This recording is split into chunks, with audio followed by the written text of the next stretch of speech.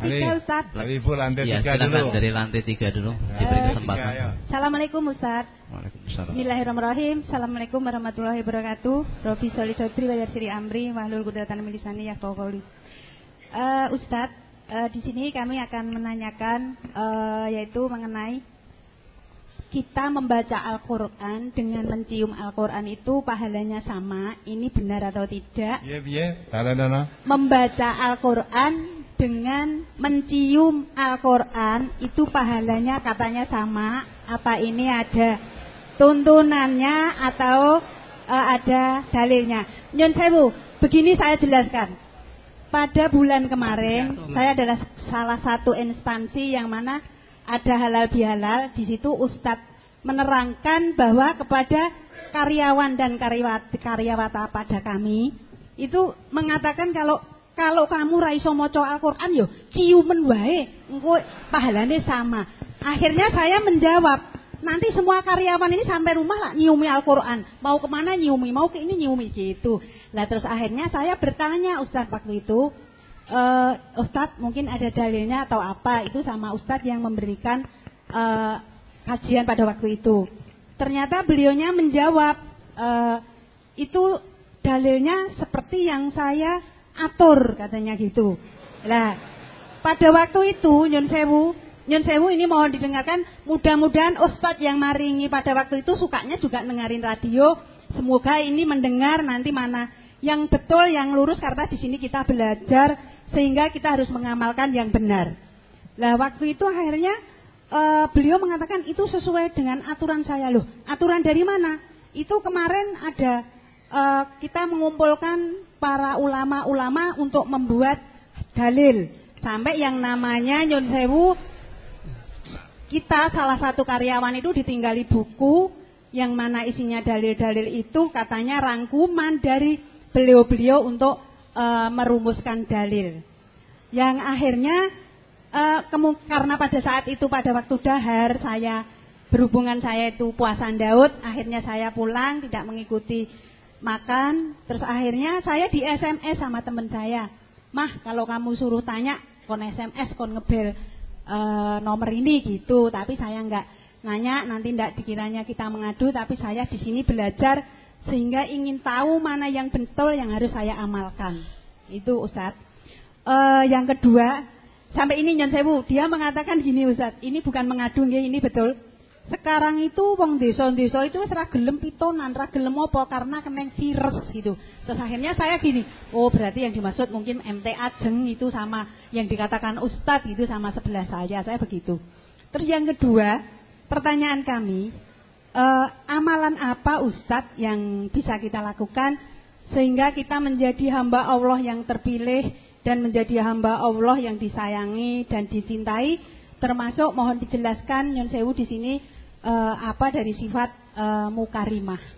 Yang ketiga Ustadz, kami mengikuti ini di biro istilahnya jasa nggih untuk umroh dan haji, dan yang kami dapat rezeki di sini apabila saya bisa merekrut dari siapa yang akan berangkat haji atau umroh, saya mendapatkan fee referensi, sehingga fee referensi itu halal atau haram Ustadz. Terima kasih. Apabila ada kurangnya dan salahnya kami mohon maaf. Sebetulnya kami sudah mengikuti cabang Nyun Sewu di makam haji, tapi berhubung ini berhubungan dengan radio, insya Allah mudah-mudahan Ustadz yang memberikan pada waktu itu mendengar, dan dia insya Allah segera tobat dan akhirnya akan menuju ke jalan yang lurus dan jalan yang benar sesuai dengan Al-Quran dan Al-Sunnah. Terima kasih. Wassalamualaikum warahmatullahi wabarakatuh. Nah, Ustadz mendengarkan radio kena virus nanti Ustadznya. Ya. Jadi dilihat gayanya itu aja sudah tidak bisa dipakai. Masalah dalil harus nanti membuat ketentuan saya akan membuat dalil membuat sendiri itu gimana? Nah, jadi tidak ada membaca Quran kok sama pahalanya dengan mencium Quran. Quran membuat ciumin di Quranin di Itu yang kamu bawa itu bukan Quran, itu mushaf. Ya.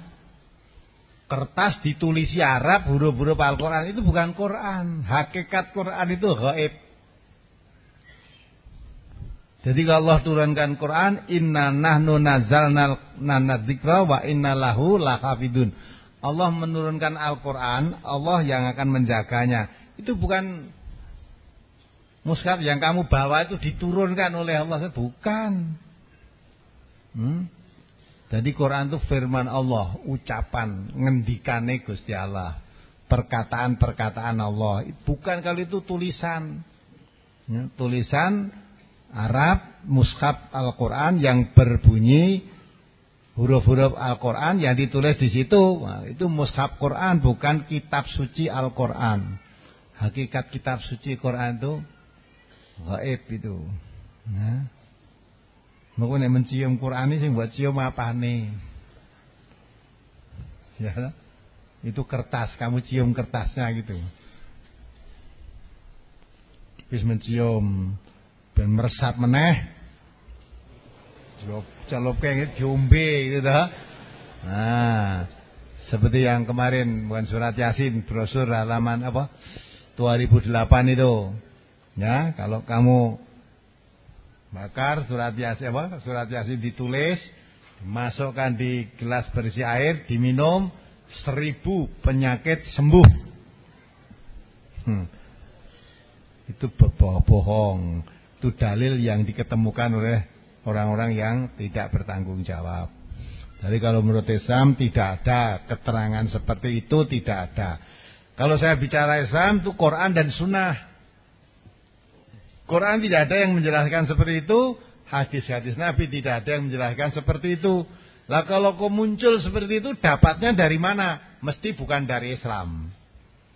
Mesti bukan dari Islam. Kalau itu dari Islam, mencium Quran itu pahala saya baca Quran, mesti sudah diterangkan oleh Nabi. Mau mencium Hajar Aswad saja banyak yang salah gunakan. Nabi ketika haji, tawaf itu mencium Hajar Aswad. Sekarang ini banyak haji-haji yang mencium apa? Dindingnya. Karena mencium Hajar Aswad rebutan repot, wis sak kecekele dinding Ka'bah itu dicium. Malah ada yang sorbannya dilepas. Gosok-gosok ning nggon dinding Ka'bah terus dienggo raup. Nah, itu dari mana? Kalau ditanya dalil tidak ada, tapi ditanya orang yang melaksanakan begitu banyak didapati. Nanti yang akan haji kamu perhatikan omongan saya itu. Nanti tidak ketemu orang-orang semacam itu. Kamu cari dalil, mbok nganti mati ora ketemu. Tapi kamu lihat praktek orang-orang melakukan ibadah haji banyak yang seperti itu. Seperti ini tadi juga ada dalil mencium Quran, baca sama baca Quran enggak ada, tapi eneng wong maca Quran dicium-cium dulu. Tidak ada tuntunan. Kalau tanyakan tuntunan, tidak pernah ada tuntunan. Entah karena kebodohan saya. Mulai enek tuntunane, takno hadise, takno Qur'ane, nanti saya bantu dibrosurkan, sebarkan seluruh umat manusia ini. Nah, dileburkan. Gitu ya. Nah, terus sekarang wong desa-desa ora gelem kenduren, ora gelem mitoni, ya, ora gelem ngapati istilahnya dia. Karena kena virus. Ya. Tapi ini virus yang baik. Virus memberantas TBC itu kan baik. Kalau TBC itu biasanya kena virus, kena penyakit. Lah ini ada virus yang memberantas TBC. Kamu boleh kena TBC apa bebas dari TBC?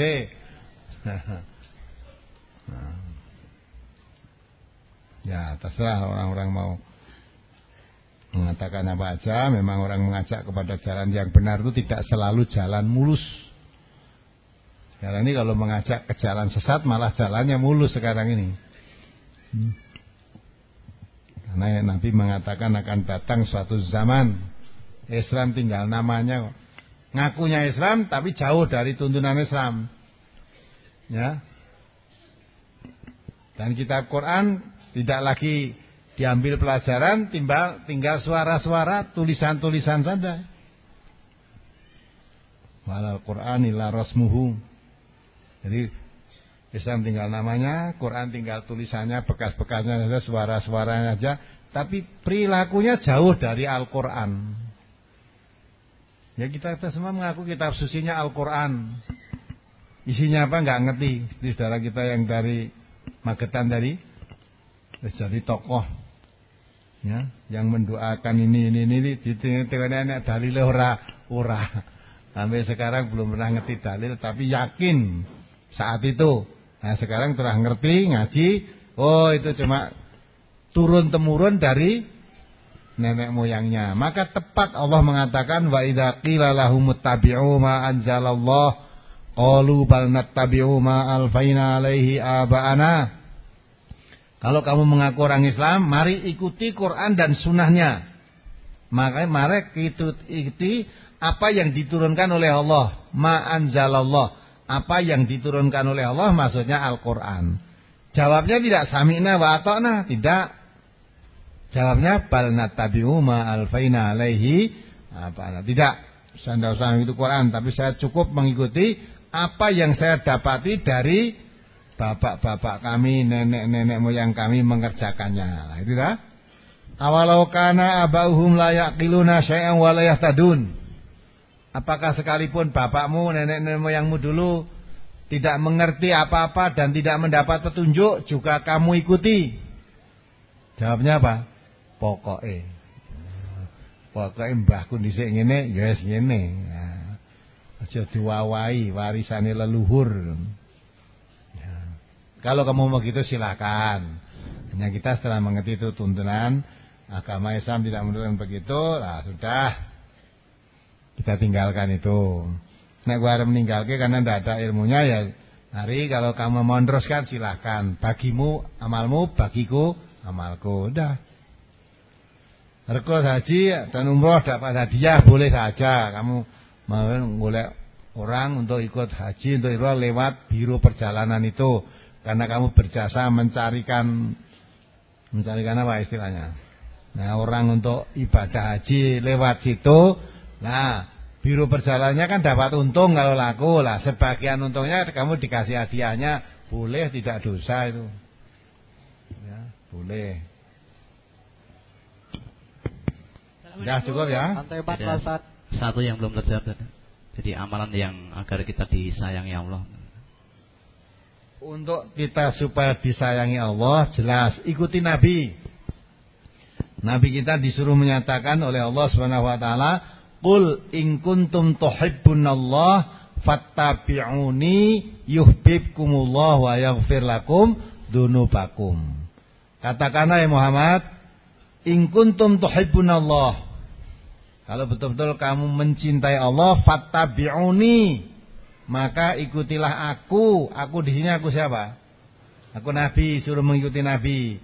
Nabi diperintahkan oleh Allah supaya menyatakan kalau kamu betul-betul cinta kepada Allah, maka ikutilah aku Nabi di sini.